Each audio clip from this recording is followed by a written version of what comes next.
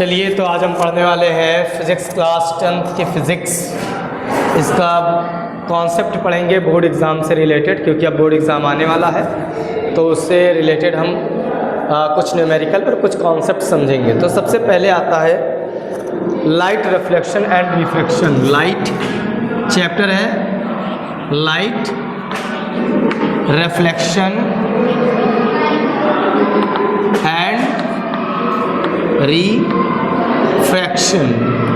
ठीक, पूरी चीज़ें लिख तो नहीं पाएंगे यहाँ पर, लेकिन अधिकतर चीज़ों को एक्सप्लेन कर देंगे ताकि वो आपके लिए एग्ज़ाम के व्यू पॉइंट से ठीक रहे। तो सबसे पहले आते हैं, हम रिफ्लेक्शन की बात करते हैं। किसकी बात करेंगे? रिफ्लेक्शन की।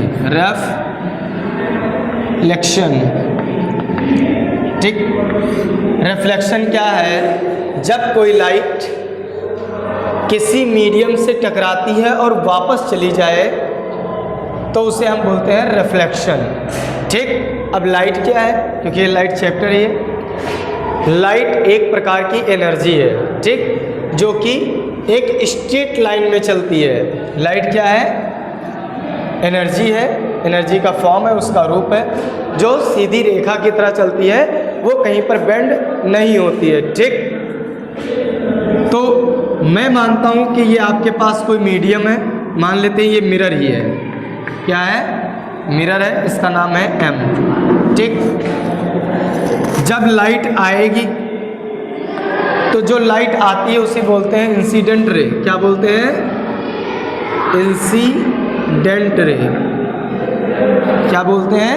Incident ray. और जिस पॉइंट पर वो टकराती है उसी पॉइंट से एक परपेंडिकुलर खड़ा किया जाता है, उस सरफेस के ऊपर एक परपेंडिकुलर गिराया जाता है, जिसे हम बोलते हैं नॉर्मल। ये नॉर्मल हमेशा 90 डिग्री पर होता है।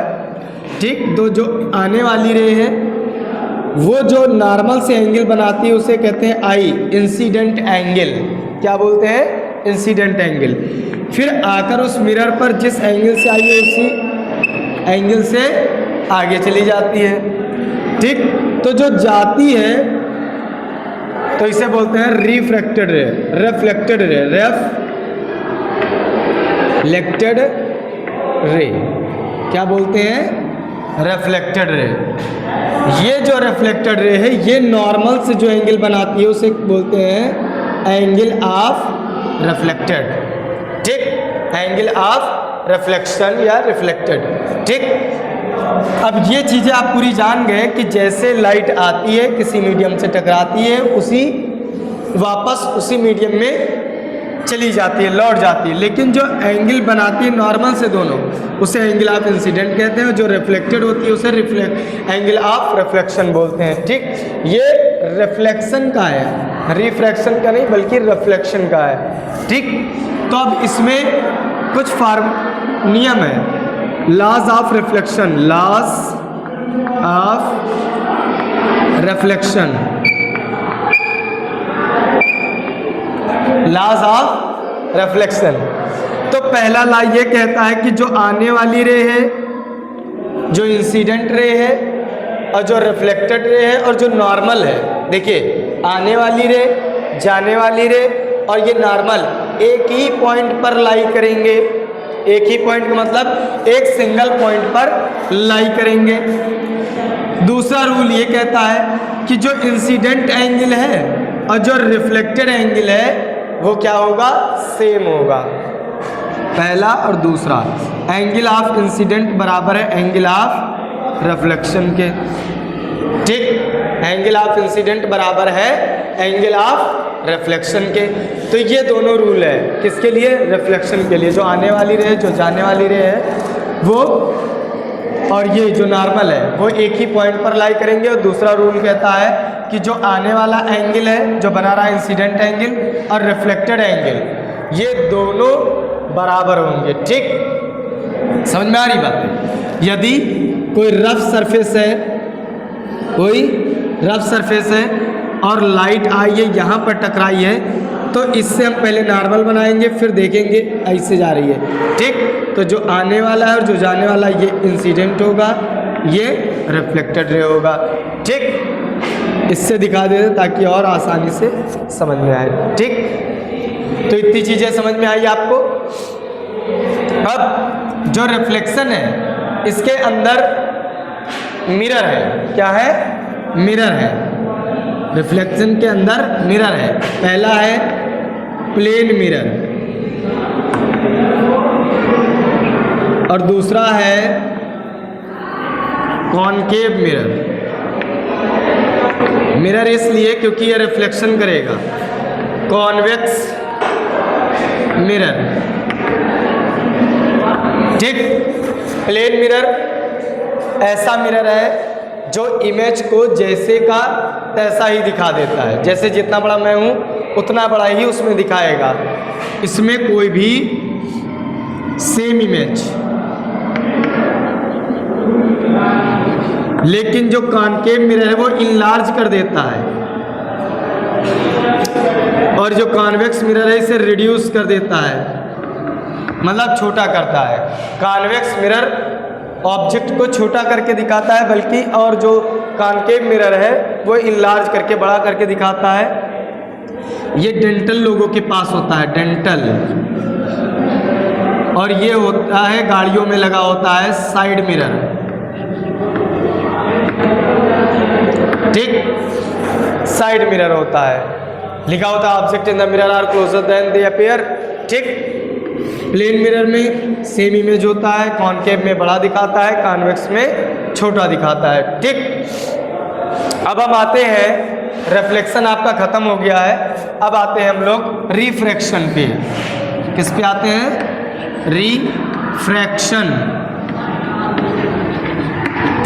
रिफ्रैक्शन क्या होता है? रिफ्रैक्शन उसे कहते हैं कि री का मतलब दोबारा, फ्रैक्शन माने टूटना, दोबारा टूट जाए। ठीक, मान लेते हैं कि आपके पास कोई मीडियम है। मीडियम हो सकता है ग्लास हो। क्या हो? ये आपके पास ग्लास है, इतना मोटा ग्लास है। जब लाइट आएगी तो इस पे एक नॉर्मल क्रिएट होगा। जैसे यहाँ पर नॉर्मल क्रिएट कर रहे थे, खड़ा कर दिया था, वहीं पर नॉर्मल ये, तो ये बनाएगा इंसिडेंट एंगल। ठीक, ग्लास है, इसका मतलब लाइट पार करके चली जाएगी। क्या होगा? लाइट पार करके चली जाएगी, वापस नहीं जाएगी, बल्कि इसी मीडियम में जाएगी। अब देखिए, इस मीडियम में जाने के लिए जानी चाहिए ऐसे, लेकिन वो थोड़ा से नॉर्मल की तरफ बेंड हो जाएगी। क्या हो जाएगा? नॉर्मल की तरफ बेंड हो जाएगी, झुक जाएगी। और झुकेगी कब? जब ये एयर है, हवा है, और ये ग्लास है। क्या है? ग्लास। अगर ग्लास हवा से ज़्यादा डेंसर है तो उसकी तरफ बेंड हो जाएगी या झुक जाएगी। तो ये झुक जाएगी, तो इसे बोलते हैं एंगल ऑफ रिफ्रैक्शन। ये स्नेल लॉ बताता है, स्नेल लॉ। ठीक, n इजिकल टू इस ग्लास का रिफ्रैक्टिव इंडेक्स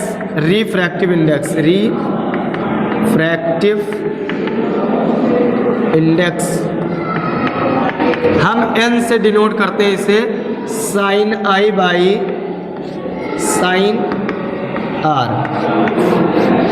ठीक, sine i by sine r। जब कोई लाइट रेयरर मीडियम से डेंसर मीडियम की तरफ जाती है तो वो नॉर्मल की तरफ झुक जाती है। ठीक, जाना चाहिए था सीधा, लेकिन ये कहाँ गई है?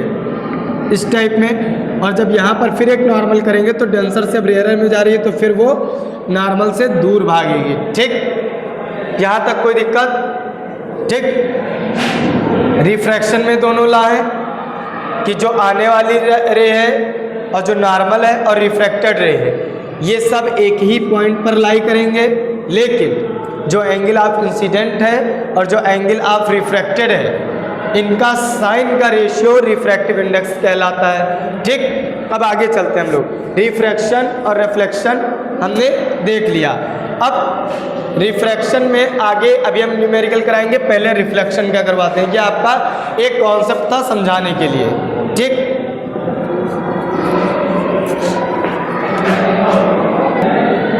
चलिए ठीक है, दोनों का कॉन्सेप्ट हमने बता दिया है।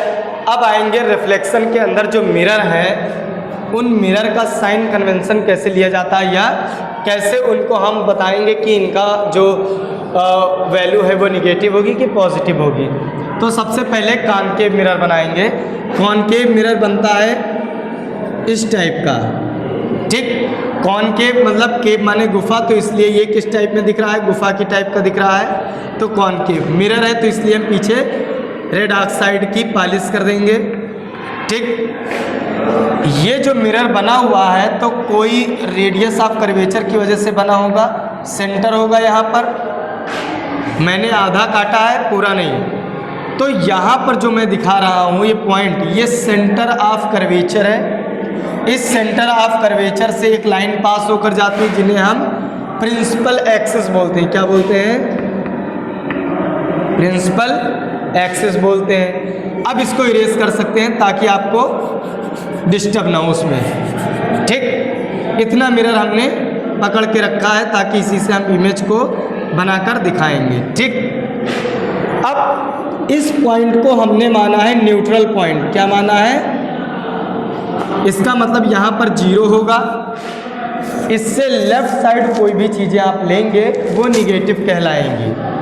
तो ये सेंटर ऑफ कर्वेचर है और सेंटर ऑफ कर्वेचर और पोल के बीच की दूरी को हम, बीच के पॉइंट को कहते हैं फोकल लेंथ। क्या बोलते हैं? Focal length of concave mirror.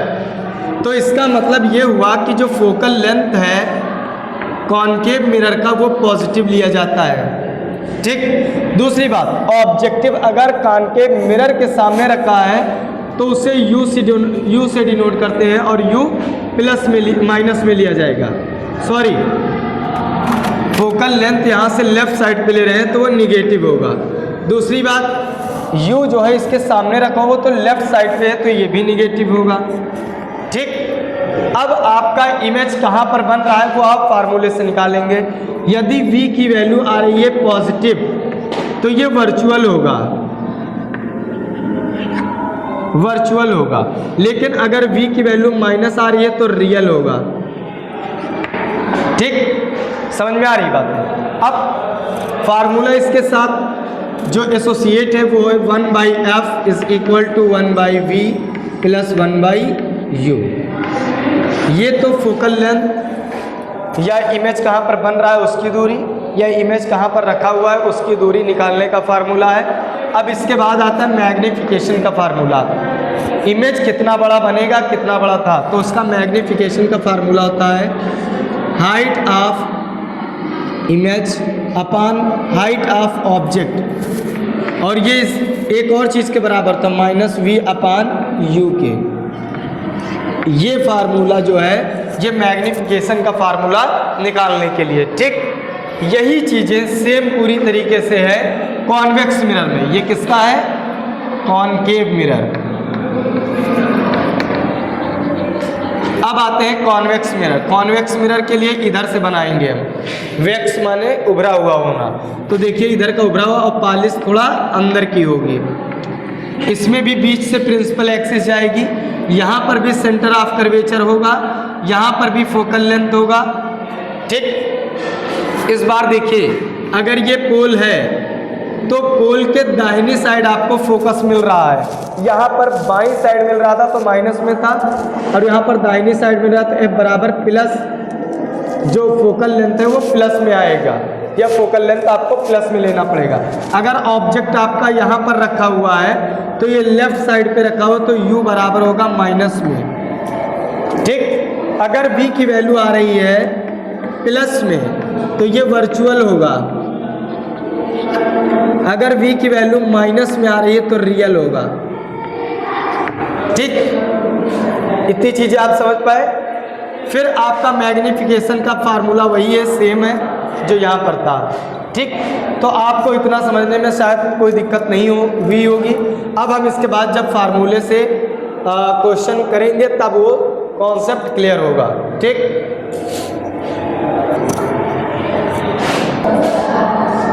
चलिए ठीक है, आपको एक एग्जांपल लेकर हम समझाते हैं, ठीक।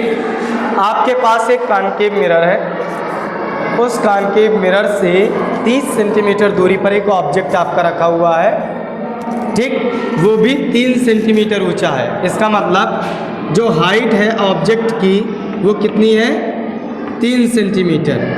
ठीक, जो आपका ऑब्जेक्ट रखा हुआ है इस कॉनकेव मिरर से के सामने वो कितनी दूरी पर है, 30 सेंटीमीटर दूरी पर है। तो हम इसे U से डिनोट करते हैं, जो आपका ऑब्जेक्ट रखा होता है उसकी दूरी। देखिए इस पोल से लेफ्ट साइड पे है इसलिए ये -30 हो जाएगा। ठीक, अब शायद क्लियर हो गया होगा। दूसरी बात, फोकल लेंथ F की वैल्यू आपकी लेफ्ट साइड पे है 10 सेंटीमीटर पे, तो हम -10 सेंटीमीटर लेंगे। ठीक, अब हमसे ये पूछ रहा है क्वेश्चन में कि V की वैल्यू बताइए क्या होगी। ये वर्चुअल होगा या रियल होगा, और फिर पूछ रहा है मैग्निफिकेशन बताइए, फिर पूछ रहा है हाइट ऑफ इमेज बताइए। इसका मैग्निफिकेशन बताइए कितना बड़ा बनेगा और कितने सेंटीमीटर का बनेगा, इमेज कहाँ पर बनेगा, रियल होगा कि इन्वर्टेड होगा। ठीक, चलिए ठीक है, फार्मूले में रखते हैं 1/f, f की value -10 is equal to 1/v, यही v तो निकालना है, प्लस 1/u, u की वैल्यू -30। ठीक, अब देखिए v की वैल्यू निकालनी है, 1/30 इधर ले आए तो 1/30 प्लस में हो जाएगा, और -1/10 पहले से इज इक्वल टू 1/v। ठीक, इन दोनों का एलसीएम लेंगे, या 3 से ऊपर मल्टीप्लाई कर दें, 3 से नीचे मल्टीप्लाई कर दें, तो 1/30 minus 3/30 is equal to 1/v। 30 same है तो इसलिए हम नीचे 30 लिखेंगे और ऊपर की चीज़ें जुड़ जाएंगे, -3 + 1 -2, तो 1/v इज इक्वल टू -1/15। देखिए 2 1 जा 2, 2 15 जा, हाँ देखिए v की वैल्यू यहाँ पर आ रही है -15, क्या आ रही है, 1 बराबर है 1 के, तो v बराबर है -15 के। देखिए v किस में आ गया है, -15 माइनस में आ रहा है, इसका मतलब ये क्या है, रियल है और इन्वर्टेड है। ठीक, दूसरी बात, ठीक, अब हमसे पूछ रहा है मैग्निफिकेशन बताइए, मैग्निफिकेशन m, मैग्निफिकेशन निकल आएगा तो हम हाइट ऑफ इमेज निकाल लेंगे। मैग्निफिकेशन -v/u, माइनस v की वैल्यू अभी क्या निकाले हो, -15, u की वैल्यू है -30। देखिए minus minus plus, m is equal to -15 upon 30, 15 1 जा 15, 15 2 जा 30, m इज इक्वल टू -0.5।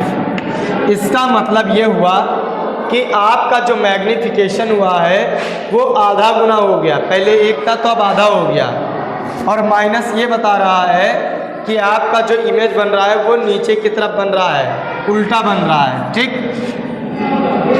पहले इमेज कितना बड़ा था, 3 सेंटीमीटर का, अब उसका आधा हो गया, तो हाइट ऑफ इमेज जो बन के आएगी वो कितनी हो जाएगी, 1.5 सेंटीमीटर। ठीक, क्या हो जाएगी, 1.5 सेंटीमीटर। इस फार्मूले से हम लोग निकाल लेंगे, ये वाले से। मैग्निफिकेशन कितना है, 0.5, हाइट ऑफ ऑब्जेक्ट थी 3 गुणे 3 multiply by 0.5 is equal to 1.5 centimetre. ठीक, माइनस में ये बता रहा है कि उल्टा बन रहा है। ठीक, चलिए ठीक है, अब आगे चलते हैं, हम लोग कॉन्वेक्स मिरर पर एक फार्मूला क्वेश्चन करते हैं। ठीक, इरेज कर लें। चलिए ठीक है, अब दूसरा क्वेश्चन लेते हैं। एग्जाम्पल ले रहे हैं हम कॉन्वेक्स मिरर का। किसका, कॉन्वेक्स मिरर का। ठीक, कॉन्वेक्स मिरर का जो स्ट्रक्चर है वो इस टाइप में बनेगा। इसका फोकल लेंथ दाहिनी साइड पर है पोल से, इसलिए हम f को क्या लिखेंगे +10, और जो ऑब्जेक्ट रखा हुआ है वो बाई साइड रखा है लेफ्ट साइड पे, इसलिए हम इसे लेंगे -20 सेंटीमीटर माइनस में। ठीक, ऑब्जेक्ट 5 सेंटीमीटर बड़ा है, कह रहा है कि बताइए कि ऑब्जेक्ट कहाँ पर, इमेज कहाँ पर बनेगा और उस इमेज की हाइट कितनी होगी। ठीक, फार्मूला हमारे पास है, तुरंत अप्लाई करेंगे और आंसर निकाल के दिखाएंगे। 1/f की value 10 = 1/v minus 1/u, u की वैल्यू है -20 ठीक, तो 1/10 -20 इस पार आएगा तो +1/20 हो जाएगा और उधर होगा 1/v। देखिए 20 10 जा 200 अपान 20 1 जा 20 10 1 जा 10, 20 + 10 30 = 1/v। 0 से 0 तो v = आ जाएगा 20/3। v की वैल्यू क्या आ गई 20/3, वो भी प्लस में आई है। ठीक, प्लस में आने का मतलब ये क्या है, ये वर्चुअल बना है। ठीक, अब कितना बड़ा बनेगा ये कौन बताएगा, मैग्निफिकेशन का फार्मूला बताएगा। क्या, m = height of image upon height of object बराबर -v/u। हाइट ऑफ इमेज ही पता करनी है, हाइट ऑफ ऑब्जेक्ट दिया है 5 सेंटीमीटर = -v की वैल्यू है 20/3 अपान u की वैल्यू है -20 सेंटीमीटर। ठीक, minus minus plus height of image = 5 1 जा 5, 5 4 जा 20, 20 अपान 4 3 जा 12। हाइट ऑफ इमेज = 12 1 जा 12, 12 1 जा 12, पॉइंट लगाएंगे 8 हो जाएगा 80, 12 6 जा 72, 80, 12 6 जा हाइट जो है इमेज की वो कितनी हो जाएगी 1.66 सेंटीमीटर का। ठीक, पहले कितना था 5 सेंटीमीटर का, अब कितना हुआ हाइट 1.66 सेंटीमीटर का बचा हुआ है, लेकिन ये इरेक्ट होगा, खड़ा बनेगा, नीचे नहीं बनेगा। ठीक, इरेक्टेड बनेगा। तो आपका ये भी न्यूमेरिकल हो गया है। अब इसके बाद हम लोग न्यूमेरिकल करेंगे रिफ्रैक्शन का। रिफ्रैक्शन में 1-2 न्यूमेरिकल कर लेंगे, उसके बाद ये चीज़ें ख़त्म हो जाएंगी। ठीक है, ठीक, अब हम लोग आते हैं रिफ्रैक्शन पे। रिफ्रैक्शन पे सबसे पहले हम रिफ्रैक्टिव इंडेक्स निकालेंगे किसी चीज़ का। तो सबसे पहले स्नेल लॉ क्या बताता है, रिफ्रैक्टिव इंडेक्स को बताता है Snell law sin i/sin r। ये रिफ्रैक्टिव इंडेक्स बताता है कि जो आने वाला एंगल i है और जो बेंड होगा वो r है, और फिर यहाँ पर ये भी r हो जाएगा क्योंकि पैरेलल लाइन के बीच का जो एंगल है वो बराबर होता है, और फिर यहाँ का एंगल इसके एंगल के बराबर हो क्योंकि ये लाइन और ये लाइन पैरेलल है, तो ये आई हो जाएगी। अब इससे हम लोग निकाल के दिखाएंगे कि रिफ्रैक्टिव इंडेक्स एक मीडियम से दूसरे मीडियम में कैसे होता है। ठीक, तो सबसे पहले refractive index of glass with respect to air = क्या हो जाएगा sin r/sin i। Glass with respect to air तो angle r upon angle i। फिर हम निकालेंगे एयर का ग्लास के रिस्पेक्ट में, तो आ जाएगा sin i/sin r। ठीक, ये वाला i एंड ये वाला r।